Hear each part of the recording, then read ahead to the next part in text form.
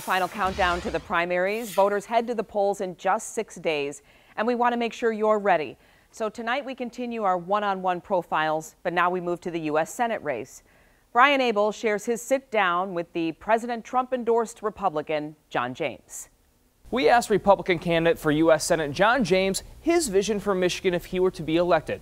A total of 7 questions that each candidate was also asked. Former Army Apache helicopter pilot and business owner John James is a family man, wife and 2 kids, who says his interest is in education. I really want to be known for being a good, strong man of faith, a good husband, a father, in that order. But what I really want to work on is a boarding school for foster kids. He says he'd like to open a school with his wife that's similar to a Country Day or Cranbrook.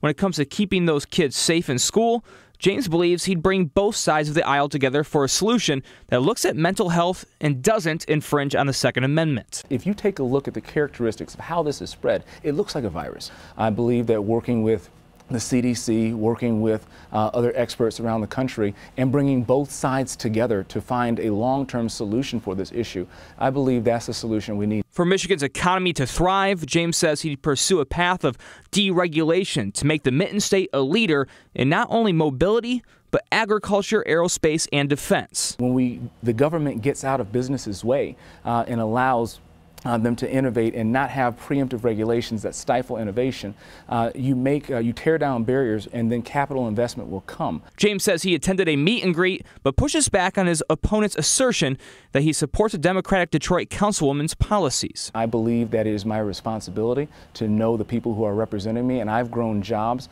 in Southwest Detroit, and she was the councilwoman who represented that area. But I do not support that leftist agenda. We must again defund sanctuary cities, secure our borders, and support ICE and protect them from the liberal leftist progressive agenda. We also asked James about his views on health care reform. To hear that and the answer to all 7 questions, head to our website, WXYZ.com. Brian Abel, 7 Action News.